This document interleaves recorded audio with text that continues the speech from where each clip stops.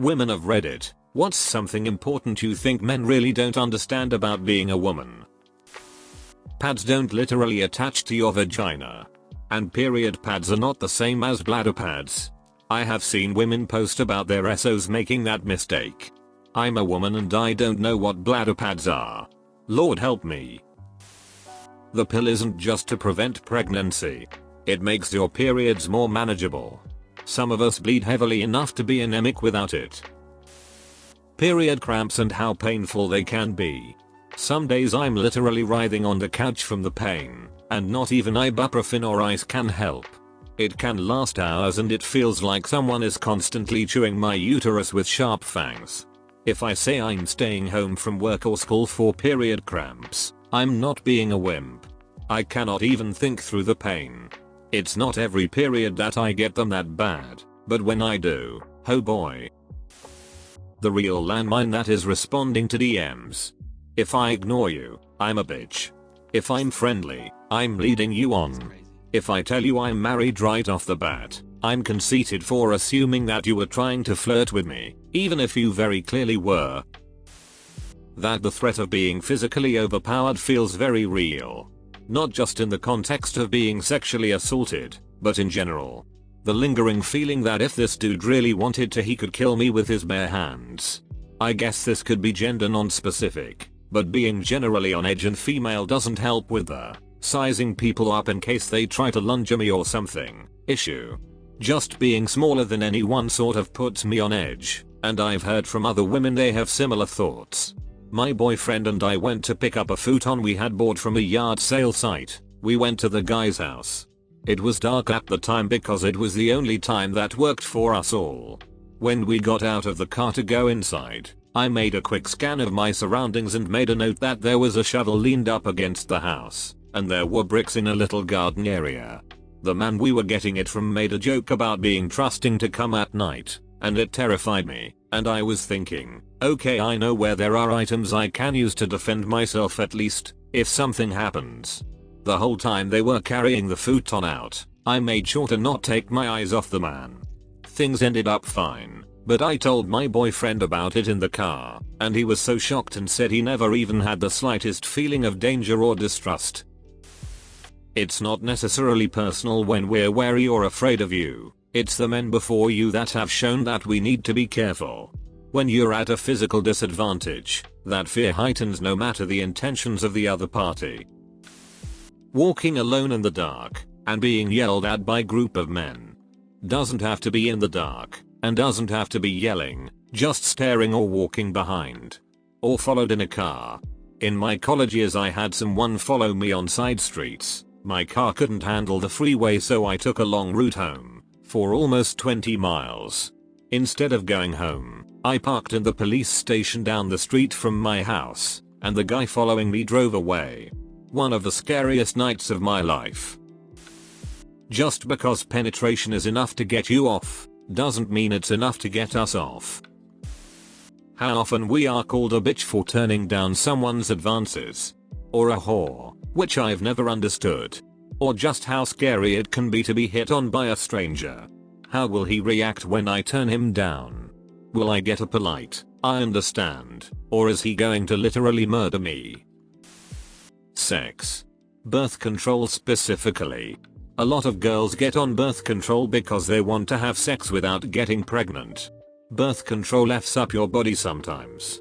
I was on it for 10 years. And for a while I had to deal with weight gain, bloating, acne, edema, irregular periods, and dryness in my vagina, which made sex painful unless I had lube, and that's not even close to all of it.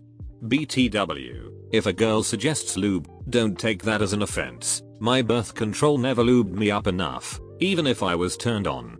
Guys don't even acknowledge the struggle birth control side effects can have on a woman. Not to mention the health effects. Money. Birth control can be very expensive. Much more than condoms and other male birth control, and time. Taking it every day at the exact same time that it requires to be on it. All they see is sex without a condom. Yay. I don't need to buy them anymore. Guys can just slap a half-ass damaged condom in their wallet and call it a day. Of course the woman chose to be on birth control, and sometimes it's for other dilemmas, but the fact that guys will never have to go through this, and the fact that they will be able to get more pleasure out of the woman's expense, is something they won't ever understand. God, this annoys me to no end. I hooked up with a guy once a couple years ago, but we didn't have sex because he didn't have a condom. Later he asked me why I wasn't on birth control. I was flabbergasted, like, oh, I don't know. 1. I don't want to take it because of the side effects. 2. I wasn't seeing anyone prior to this one encounter, so pregnancy was never an issue. And 3. F off and carry condoms because you're just as responsible, UF. I didn't go out with him again. I stopped taking birth control because of the effects it took onto my body. Many girls I know don't take it because of the side effects. Guys usually don't like condoms because they can't feel as much, but I rather they use a damn condom that's in good condition instead of me losing hair and being moody 24/7. Not to mention the amount of money I'd save. Half the guys I know can't even find the effing clit, and when I tell them, their egos get hurt. I feel like a woman's pleasure should be equal to theirs when having sex. Not one above the other, and frankly, sex is usually in favor of the guy in my situations. The constant sexual harassment that starts at a young age. Pretty much every woman I know has experienced it in some way. I was 12, the first time I was catcalled, by a grown man. When I was 13, I had a group of guys record me in my cheer uniform. When I was 14, I had my ass grabbed by a schoolmate. That shit starts young and it sticks with you. How scary it is every time you go out at night alone, whether it's walking to your car or getting gas. How expensive bras are.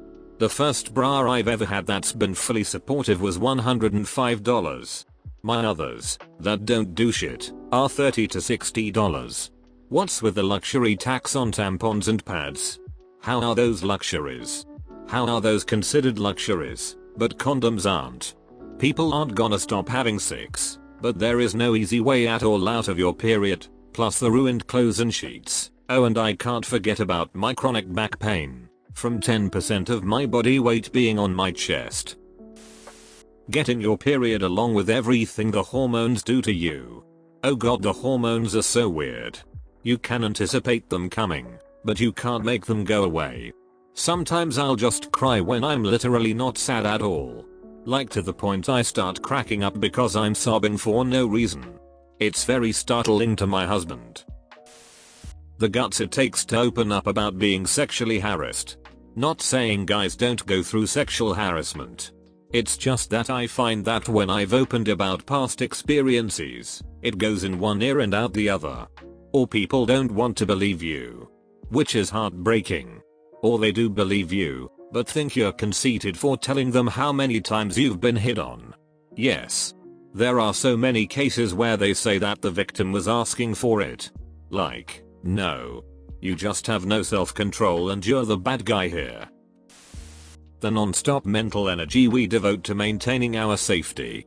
In public, at work, in every interaction we have with a man we don't know well, and sadly, sometimes also with men we do know well, in our homes, in our cars, on the internet, it doesn't ever stop.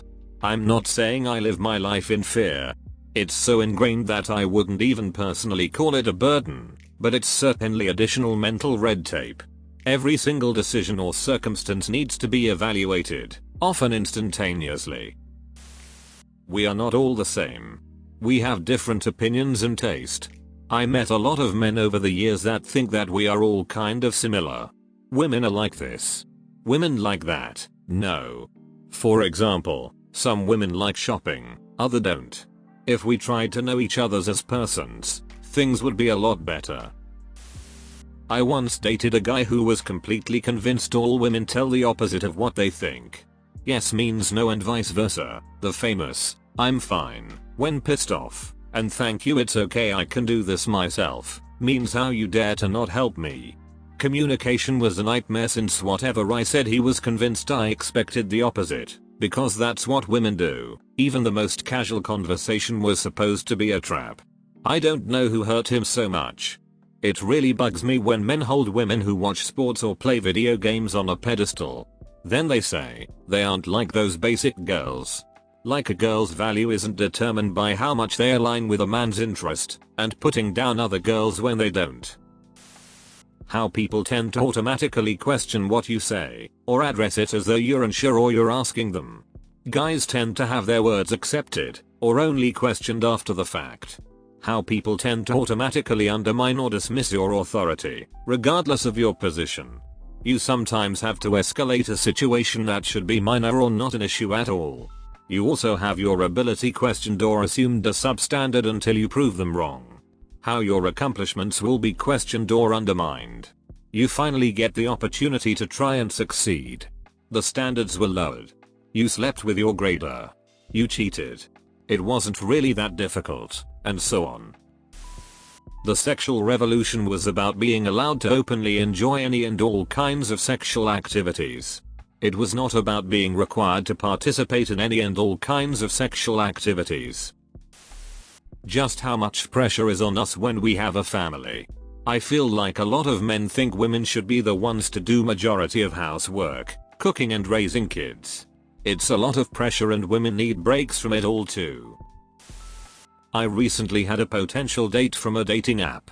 He asked me to come to his house, and I politely declined, saying I'm not going to a man's home for a first date, but happy to get drinks or dinner somewhere, or even just go for a walk. He responded, "Is that just a baseless general rule or do you have a reason for it?" I responded, "A few reasons. 1. It sounds like a hookup, and that is so not me, and 2. Just safety wise, you've never been a woman in the dating world, but going to someone's home who you've never met on a first date is generally a no-no." He went on a tirade saying I'm just assuming the worst, and if he were a woman in the dating world, he wouldn't do that, and I was being awful and short-sighted. Boy, bye. Just because we enjoy having sex and talking about it doesn't mean we want to do those things with you. Some guys see it as an invitation to be creepy when you mention anything remotely sexual. Some women have to fake an illness, such as a headache, as no isn't good enough when it comes to sex. We are not your mom. You can cook and clean. Your balls will not automatically shrivel up. Thanks for watching. Be sure to like and subscribe for more daily Reddit videos.